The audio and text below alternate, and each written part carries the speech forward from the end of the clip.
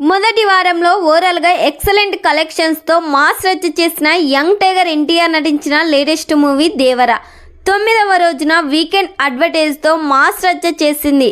ఇక సినిమా ఇప్పుడు 10వ రోజు సండేలో అడుగుపెట్టగా అన్ని చోట్ల ఎక్సలెంట్ కలెక్షన్స్తో దుమ్ము లేపుతూ దూసుకుపోతుంది. సినిమా 9వ రోజు ఆల్మోస్ట్ 1,50,000 టికెట్ సేల్స్ను సొంతం చేసుకోగా 10వ రోజు మార్నింగ్ అండ్ మ్యాగ్నీ షోలలో టికెట్ సేల్స్ లెక్కలు 9వ రోజు కన్నా కూడా బెటర్గానే ఉన్నాయి.